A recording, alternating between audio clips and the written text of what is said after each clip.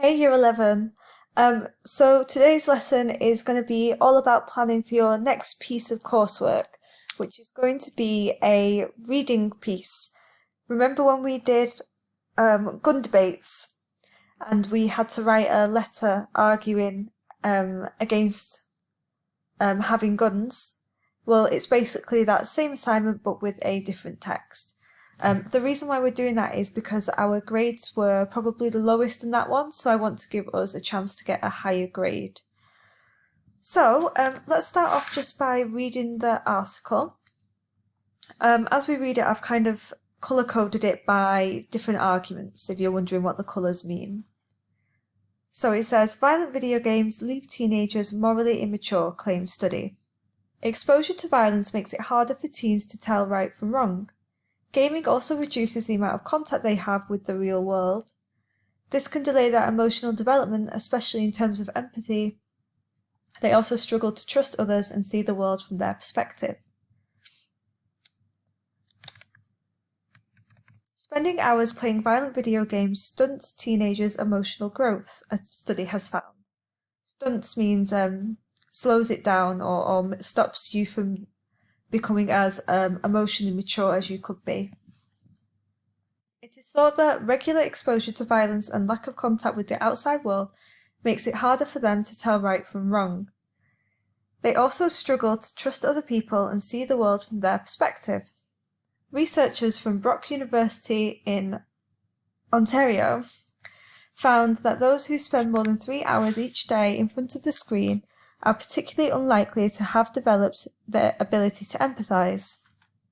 The Canadian researchers surveyed 109 boys and girls aged 13 to 14 about whether they played video games and which games they liked and how long they spent playing them. Their findings found that 88% of teens said that they played games, and more than half admitted to playing games every day. Violent video games, including games where players have to kill, maim, decapitate or torture another human character, were among the most popular. The teenagers also filled in a questionnaire designed to gauge their moral development. For example, they were asked how important it is to save the life of a friend.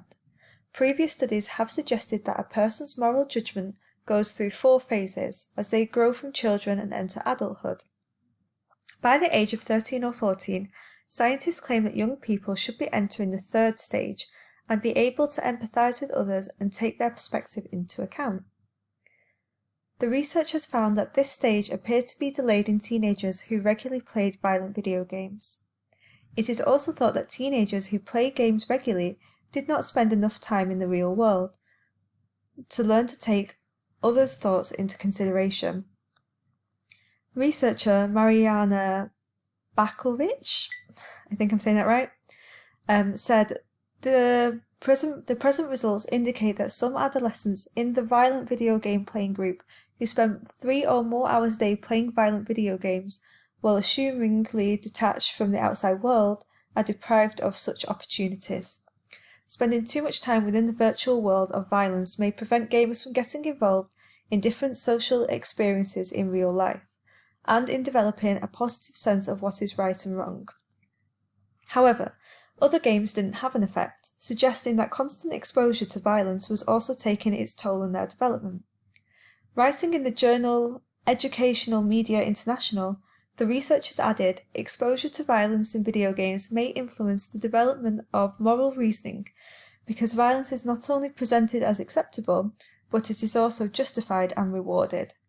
They concluded that rather than trying to enforce an unrealistic ban on the games, parents and teachers should encourage teenagers to do charity work and take up extracurricular activities.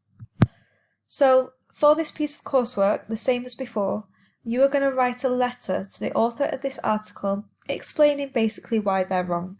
So you're going to argue in favour of video games and going to argue that video games do not make teenagers violent. So what I'm going to do now is I'm going to go onto each group channel and have a look at your planning sheets and give you guys some feedback. And everyone should watch this whole video because the other groups are going to give you ideas that you could use in your article. And then after I've done that, I am going to go over a mark scheme that I created with lots of suggestions of things that you could write about. So watch the whole video, and then by the end, I want you to select what you think are the best arguments that you could use in your letter, okay? So make sure that you watch every single part of this video. So let's have a look at the first group's planning sheet.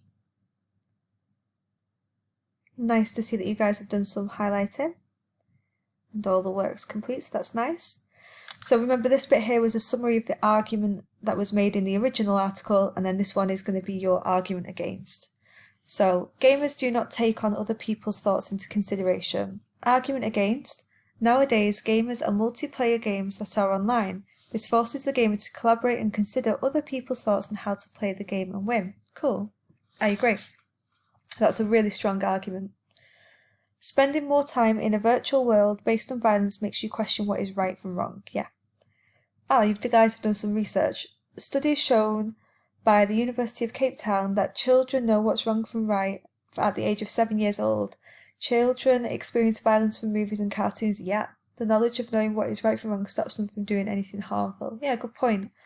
Actually, this is a really good point, that you can argue that if you remove violent video games, that doesn't remove violence. Violence is still on TV, still in the movies, and actually it's still in real life, right? Some children might come from violent homes. So removing the video games only removes one small problem. By the age of 13 or 14, scientists claim that young people should be entering the third stage and be able to empathize. Your argument against. Playing violent games can bring on a feeling of guilt, which can lead to pro-social behaviour in the real world. This is interesting, that children who spend more time on games show more pro-social behaviour. Interesting. Regular exposure to video violence and lack of contact in the outside world makes it harder for teenagers to recognise what is right and what is wrong. Yeah. Instead of criticising video games, more attention must be paid to communication with teenagers and helping them to understand the difference between the real world and the virtual world. Yeah, that's a good point. Rather than just blaming video games, we should focus on trying to teach teenagers the difference between what's real and what's not. Because obviously games aren't going to suddenly disappear, so it's not realistic to isolate teenagers from that huge part of culture. Teenagers struggle to trust others and see the world from their perspective. Yep. The attitude towards dealing with things, recognising interest, is influenced by parents, not video games, as long as parents are teaching their kids to keep things in correct perspective. Really good point. Issues not video games, it's parents. Lots of evaluation here, actually. Gamers are prevented from experiencing real life if they play violent video games too much, which may make them have little development of. So indulging oneself in anything can cause a disconnection from society. It is not the games that prevent someone from being involved in social experiences, it's lack of self-control. Yeah, really good point. Continued playing video games has negative impacts on youth development in a way that other games do not. When people investigate about the effect of violent video games, they lose track of why these people chose to play this type of game over others.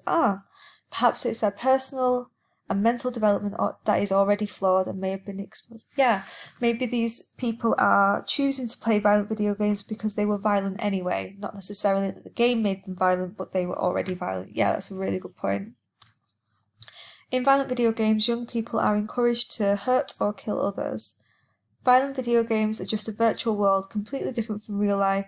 Children's moral values should be established by adults like parents and teachers, and the majority of cases that will be affected by games are because adults do not have comprehensive education for children. Yeah, really, really strong arguments and good evaluation here. This is a really good plan, you guys. Okay, now we're on to the second group. So I've already had a look at your arguments just before we got started. Your summaries are really good. Your arguments, I think you guys are being too intellectual and researching too much. And actually what you need to do is argue with the original arguments based on your own logic rather than too much outside research, because then it just becomes too intellectual and too academic, and it doesn't hit the mark scheme. Also be careful, because sometimes you actually agree with the article. So for example, this argument here that it's good for children to play, they don't get enough free playtime, and that it helps their brains to develop and it will help them to study. You're actually arguing against video games, so you're agreeing with the original article, so you wouldn't get any evaluation points, so be careful about doing that. This is a good point that you could use, that violent video games promote complex problem solving and coordination skills, so it's not all negative. But then I don't think that you need all of this research. It's good that you're doing it, and I hope that you take psychology next year because you'll be very good at it, but you don't need to do that for this essay.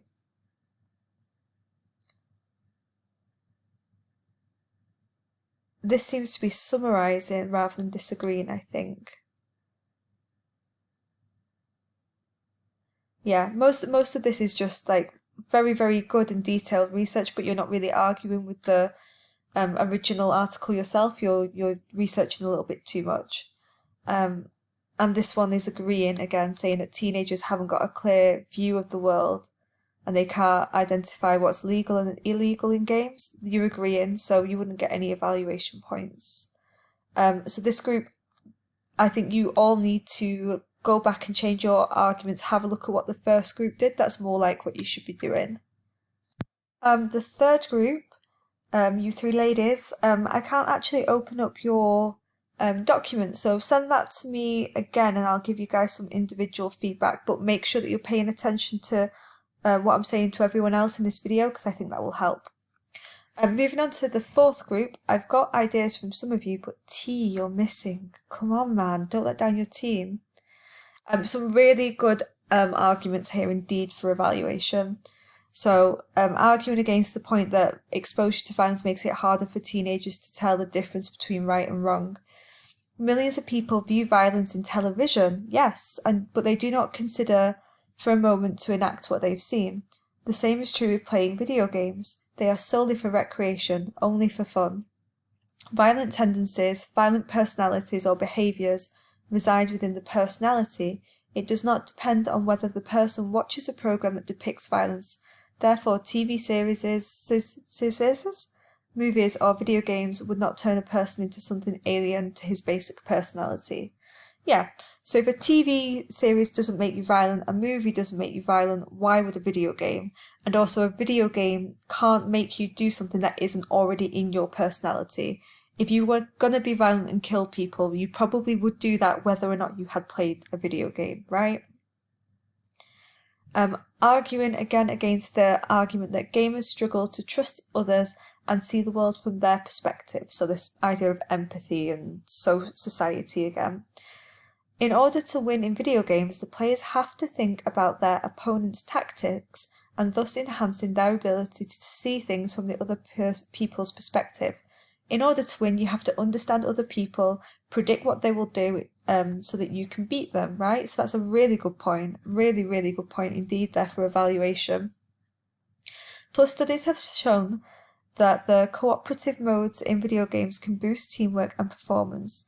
At the office, researchers at Brigham University found that newly formed work teams experienced a 20% increase in productivity. Good, but maybe a little bit too scientific there. I think this bit here is a stronger argument for the coursework. Next, arguing against the idea that gaming reduces the amount of contact that teenagers have with the real world. If gaming reduces the amount of contact that teenagers have with the real world, then so too is watching TV series and movies.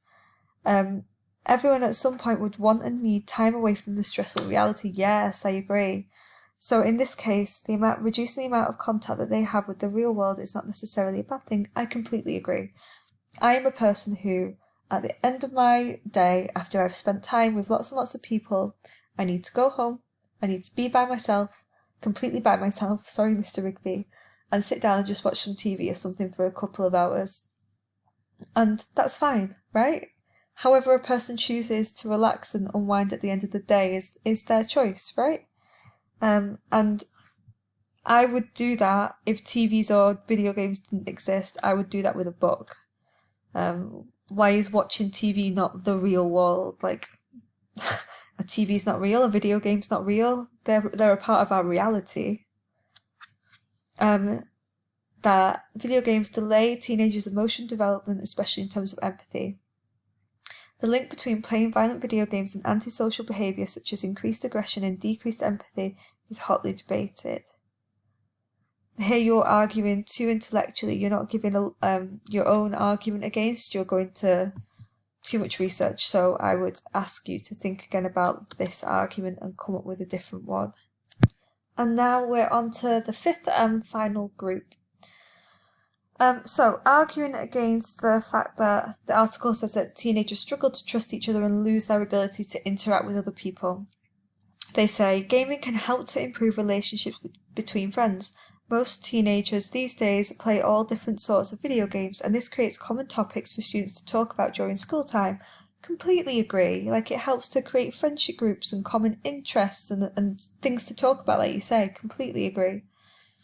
Also, most of the games require teamwork. One word, no S. Teamwork. That's a common mistake, so I'm just going to change it. Therefore, it's a great opportunity for teenagers to work together with each other outside of school and release their stress.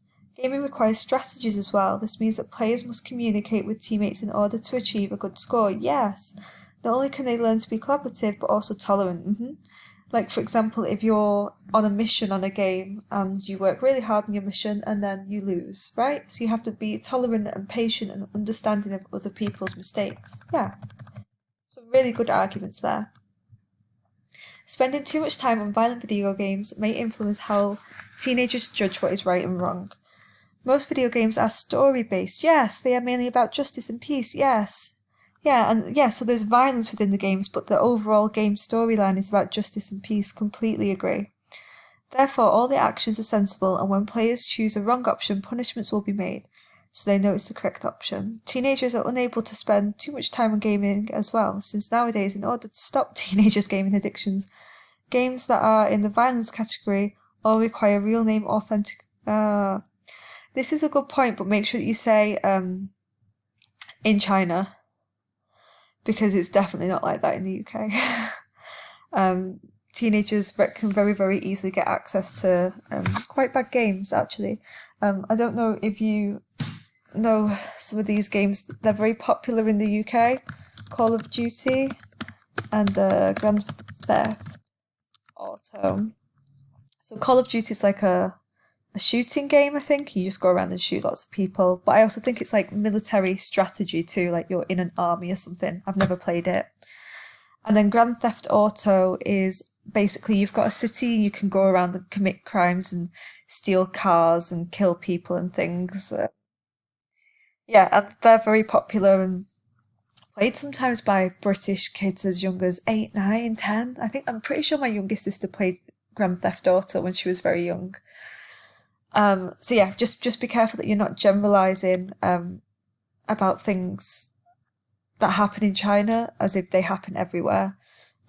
So just make sure that if you're saying this, say it happens in China and perhaps suggest that as a solution. That's a good point. The next point, that spending too much time on gaming is particularly unlikely to have developed the ability to empathise. Your argument against, I think it's wrong that spending too much time on gaming is particularly unlikely to... This is just a summary, right? Let's delete that. In games, you can also learn how to empathise, since games need you to work collaboratively to save your allies. Yeah, good point, but I think you made that earlier on already. Next one, that video games make it harder for teenagers to judge right from wrong and difficult to trust people. This one is too much of a research point. Try to use your own arguments rather than research. Use the research to inspire you, but then put it in your own words and don't talk about the research too much. Teenagers who regularly play violent video games will not be able to empathise with others at a certain age, and it will be delayed. Yeah, okay, playing video games helps to release stress from daily life, reduce negative emotions. Yep, sure. Perhaps that has a positive mental impact on their mental health. I definitely agree with this argument here that video games actually help to increase cooperation and communication, and also, again, this idea that video games actually give people something to talk about in real life, a common topic. You know, one of these things where perhaps you're sat next to a strange person you don't know in a new class, and you find out you both play the same game, and then suddenly it's less awkward, you've got something to talk about. Okay, for most games there are age limited and time limited, so you can only spend 2 hours a day. Is that true? That's a good idea. So you also need to take others' issues into consideration because they need to think about how to cooperate. Interesting, yeah. I think, again, this might be a China only thing, though I've never heard of that in the UK. I think parents can put parental locks onto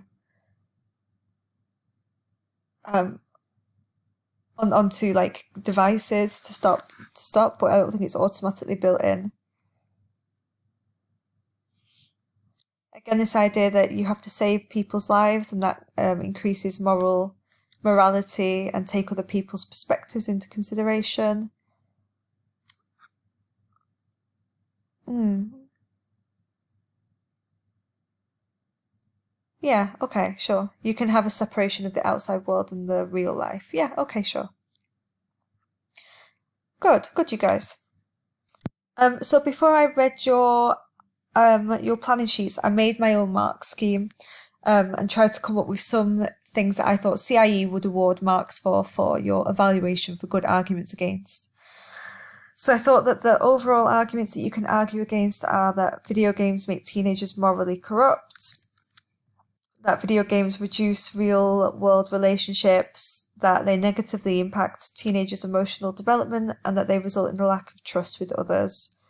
So those are the four main arguments that I saw, and then these are the details or specific sentences. But what I'm really interested in is the evaluation, so looking at the strength of arguments. So these were some of the arguments that I came up with, and as I was reading yours just now, some of you have given excellent arguments. So the ones where I say, yes, very good point, those also belong on this mark scheme. So it says that games depict killing, maiming, decapitating or torturing. However, lots of adults regularly watch murder documentaries. Don't you think it's unfair to emphasize unfair emphasis put on teenagers' hobbies rather than adult hobbies? Why are we always focusing on how bad teenagers are when actually adults are being hypocrites and doing the exact same thing? Very popular in the West at the moment, murder documentaries. People love documentaries about murder. A really popular one at the moment is called Making a Murderer or The Staircase. Those are like really commonly watched TV series that adults watch all the time. So we're all being hypocrites.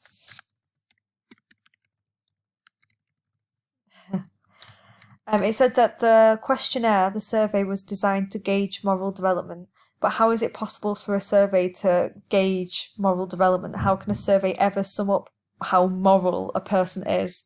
Morals are actions that you do in real life, not hypotheticals in a survey. So we should judge people by their actions in real life and not what they say in a survey. Have any of these children actually gone out and killed someone? If no, then you can't say that they don't know the difference between right and wrong, surely. In the article, it says that moral judgment goes through 4 phases as teenagers grow from children and enter adulthood.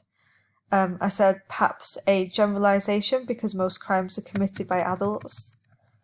By the age of 13 or 14, scientists claim that young people should be entering the 3rd stage and be able to empathize with others and take their perspective into account.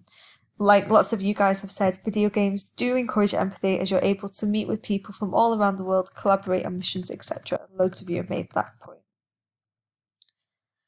That I think this was supposed to be like empathy appeared to be delayed in teenagers who regularly play violent video games. Correlation doesn't equal causation. It could be that teenagers with difficult home lives are more likely to retreat into gaming. It could just be a coincidence. Did the study look on the opposite side to see if collaborative team games enhanced emotional empathy? Like perhaps the teenagers playing lots and lots of video games because they already have a horrible home life. So it's not the video game that's causing them all these problems, it's their home life, and they play the video games to ignore it. Those of you who made points about parents and it's the parents' responsibility, I think that's a really good point that could fit in with that one. Teenagers who play video games regularly did not spend enough time in the real world. What is the real world? The real world is lived online these days through work and online school. Hello, this is the real world, right? I'm alive. Just because you're listening to me through the internet doesn't make this any less real, doesn't make your lesson any less real, doesn't make this any less real, right? Kind of offensive, actually. And we're all going to have to work online as we get older and as technology develops. So it's just a little bit silly at this point to say that things that happen online aren't real.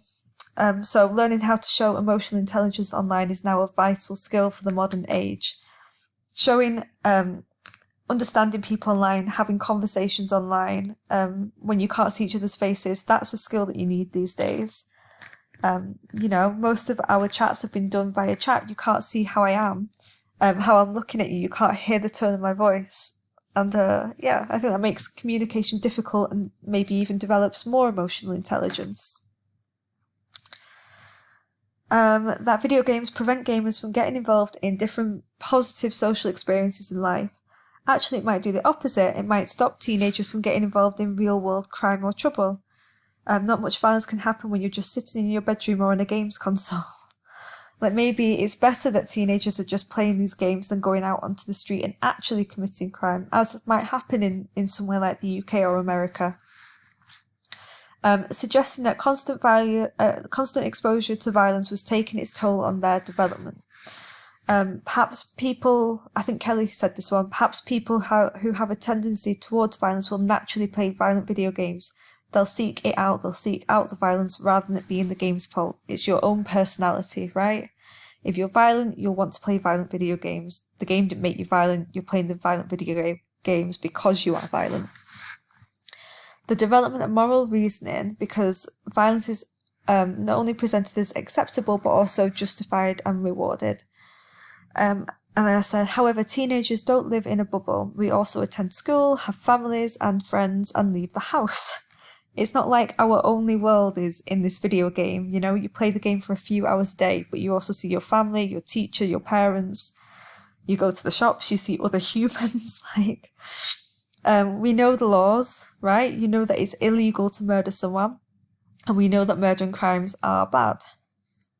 A game doesn't confuse us into thinking it's justifiable. We are capable of separating the game from reality. So actually, we know that it's wrong to kill someone, but we do it anyway, right? So what I want you guys to do next is to plan what you're actually going to say for your letter. So you need to pick kind of 3 big areas that you're going to argue about and start to think about what your specific arguments are going to be. You can reuse arguments that you've written in your plan as long as I've said that they're good. And you can use anything in my mark scheme, and you can use things that anyone else has said too. But be careful when you're doing that not to copy directly, because you're not allowed to plagiarise. If you do that, actually you'll fail your whole GCSE. So please don't copy directly, but paraphrase, right? Use our summary skills, change the sentence structure, use synonyms.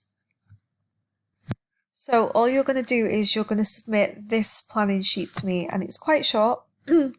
But you can write as many details as you want. Actually, you could start basically writing your main paragraphs right now. So you're going to have a general main argument 1 and then give your specific details of exactly what your argument's going to be. Main argument 2 and details, main argument 3 and details. Now, I highly recommend that you get the main arguments based on the main arguments in the article so that you don't miss too much out. So something perhaps about the morality, something about the real world, or emotional development. I think struggling to trust each other comes into reality or emotional development. So I recommend having each of these bullet points as one of your main arguments over here. empathy, real world, I've already forgotten, and emotional development. Yeah, that's what I would suggest. And then put your arguments in here. Remember to do it in your own words. That's it. That's all that you need to do. What should the deadline be? So I'm giving it to you on Wednesday. I think Thursday at 8 p.m. and then on Friday I'll give you guys either a video lesson or a live call. Let me know which one you prefer. A video lesson or a live call to discuss actually writing it, so the best writing styles and things like that for the letter to make our work look nice and formal. That's everything. Make sure you let me know which one you prefer to do, video call or a recorded lesson. Have a nice day. Go away.